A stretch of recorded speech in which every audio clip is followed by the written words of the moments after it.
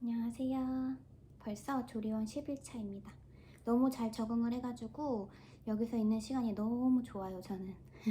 근데 저는 오늘 제가 제왕절개를 했고 제왕절개랑 산후조리원에 있으면서 출산 가방 리스트를 조금 정리해 보려고 해요. 그래서 저도 이제 출산 가방을 이것저것 막 엄청 준비했거든요. 그래서 캐리어가 2개 나오고 큰 쇼핑백 하나, 빨래 가방이라고 해야 되나? 그게 하나가 나왔어요. 그래서 그 중에서도 잘 쓰고 꼭 있으면 좋았던 그런 것들을 좀 소개해 드리려고 합니다. 우선 병원에서 저는 5박 6일 있었고 조리원에서 12박 13일 있었습니다. 그래서 짐이 많을 수밖에 없긴 했는데 그 중에서도 조금 유용했던 거를 먼저 소개해 드리자면, 첫 번째가 제가 소개해드리는 거는 이제 다 쓴 것도 있어서 다 쓴 거는 여기나 여기에 이렇게 올려놓을게요.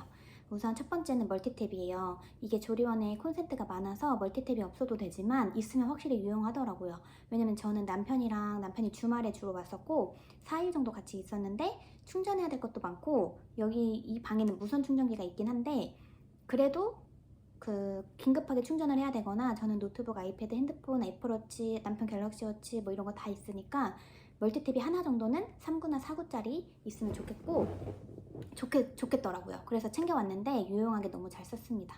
그리고 두 번째는 맘스 안심 팬티예요. 그게 많이들 챙기시는데 확실히 제왕절개 하고 나서는 오로가 많이 나오더라고요. 그래서 그거를 위해서 이제 팬티를 갈아입기가 너무 힘드니까 제왕절개 수술하고 나서는 이제 그게 꿀템으로 잘 썼습니다. 그리고 그거랑 같이 요 마이비데는 사실 조리원에서는 별로 안 썼고 제왕절개 하고 나서 수술하고 나서 4일차까지 저는 요거 잘 썼던 것 같아요. 그래서 이거는 바로 쓰고 변기에 버리면 되니까 너무 유용하게 잘 쓴 꿀템 중 하나입니다. 제가 3팩을 샀는데 1팩 남았고 2팩은 다 썼어요. 이번 병동에 있으면서 다 썼고 그래서 이거는 아주 강추드립니다. 그리고 또 하나가 저희 병원이랑 조리원은 같은 건물에 있는데 요게 KF94인데 제가 있는 곳은 요것만 허용이 돼요. 그래서 다른 일회용 마스크나 그런 거는 안 돼가지고 요거를 20개 정도 챙겨왔는데 넉넉히 챙겨왔다고 생각했는데도 남편이랑 같이 쓰다 보니까 그래도 한 30개 정도 쓰더라고요, 둘이. 그래서 요것도 챙기시면 좋을 것 같아요. 그리고 요거는 비판텐 연고입니다.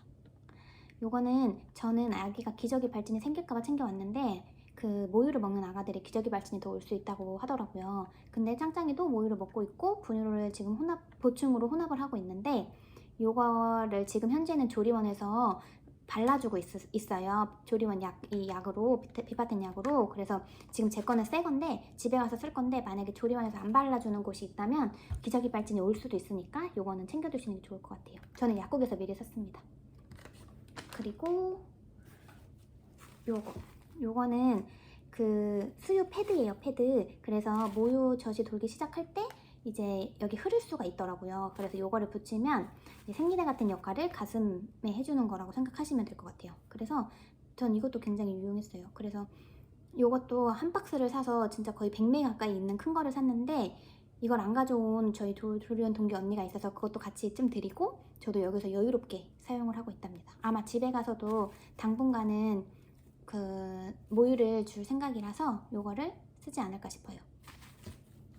그리고 맘스 안심 팬티랑 요거 입는 오버나이트를 챙겨왔는데 이거를 한 팩만 저희가 사왔어요. 근데 이제 부족해서 엄마가 더 2개 사다 주시고 남편도 하나를 더 사왔는데 요거는 진짜 맘스 안심 팬티를 2팩을 다 쓰고 요것도 제가 한 2팩? 3팩 가까이 쓴 것 같아요. 이거 너무 편했어요. 그래서 이제 제왕절개 하시고 그리고 산후조리원에 있으면서 오로가 계속 나오니까 이것도 꿀템 중에 하나였습니다.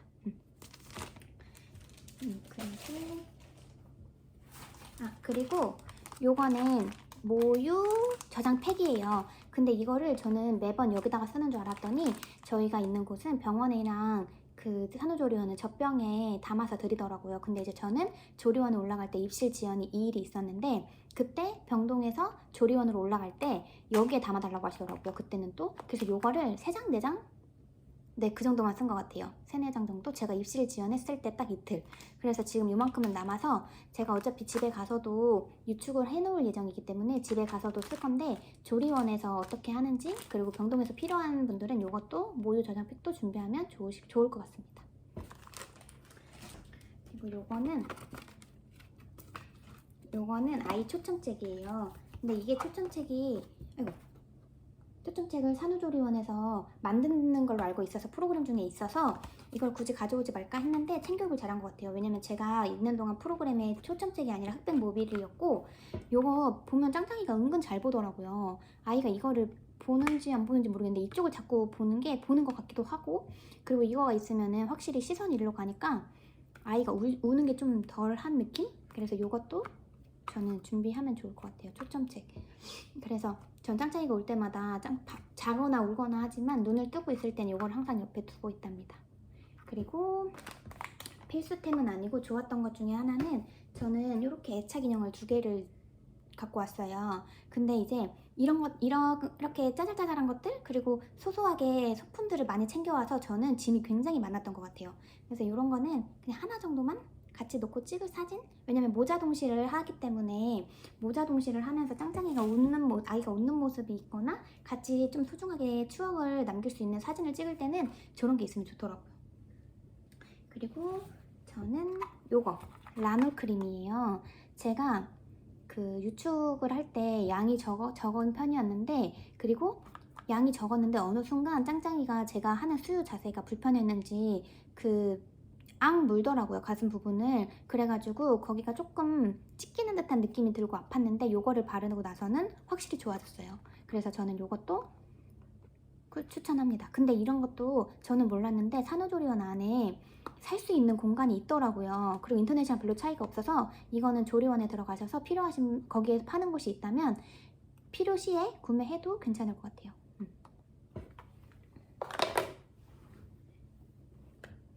그리고 요거는 아직 요렇게 제가 사용 중인 온습도계입니다. 아이 키우는 집은 요 온습도계가 필수라고 해서 산후조리원에서도 쓰고 있는데, 지금 현재 온도가 25.6도, 그리고 60 습도는 67% 이렇게 잡혀 있어요. 그래가지고 요것도 너무 높지 않게, 높으면 너무 26도가 넘으면 조금 온도를 내리거든요, 저는. 그래서 이렇게 조절을 해주고 있습니다.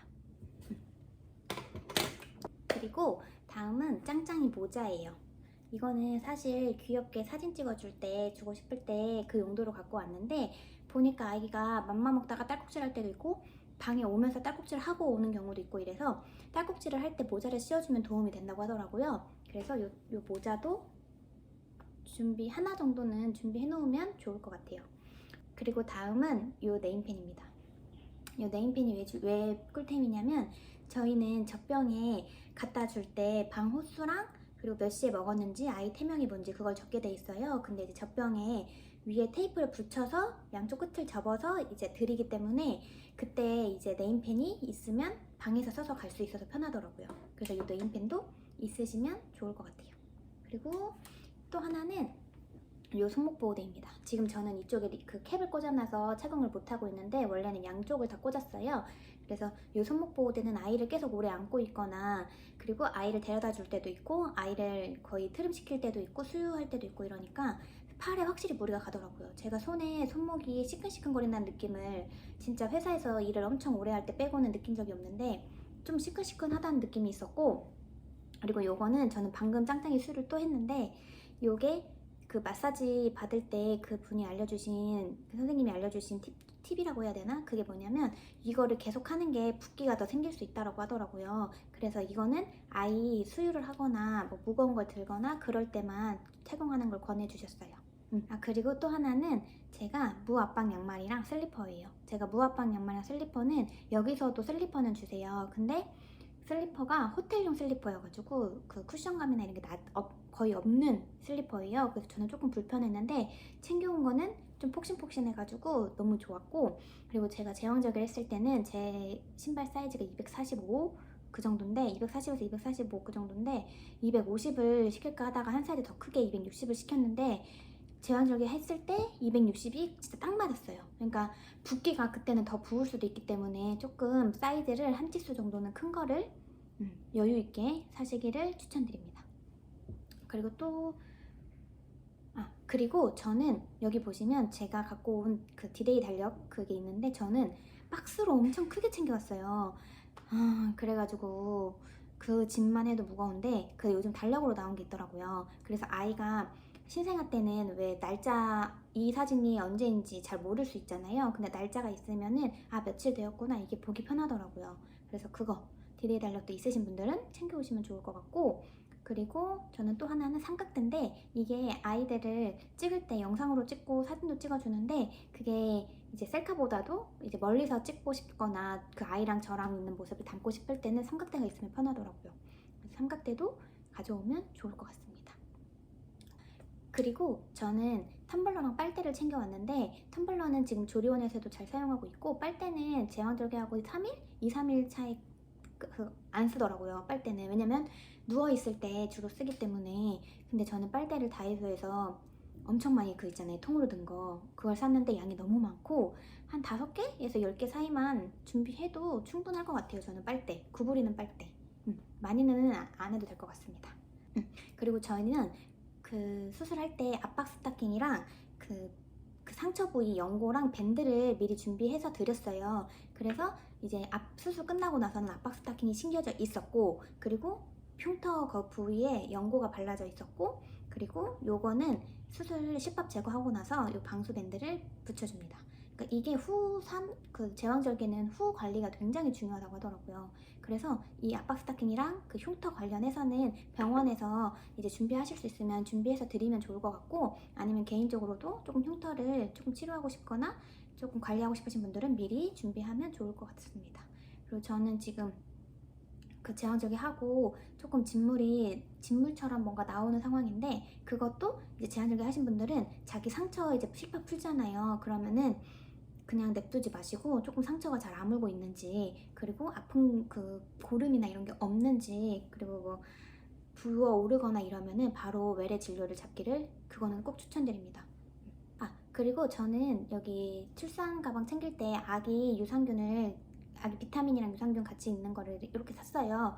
근데 이제 이거를 병원 갈 때부터 드렸고 조리원도 바로 올려주셔가지고 이거를 계속 먹고 있습니다. 그래서 그런지 아이가 변도 잘 본다고 하고, 그리고 그 응가를 많이 싸는 것 같고 방구를 뿡뿡 껴가지고 계속 껴가지고 그걸 여쭤봤더니 뭐 괜찮고, 그게 빈도수를 매일 적으신대요. 근데 이제 빈도수가 너무 많거나 그러면 저한테 따로 연락을 주시는데, 그런 연락은 없었고 물어볼 때마다 괜찮다고 하셔가지고 앞으로도 먹일 계획입니다.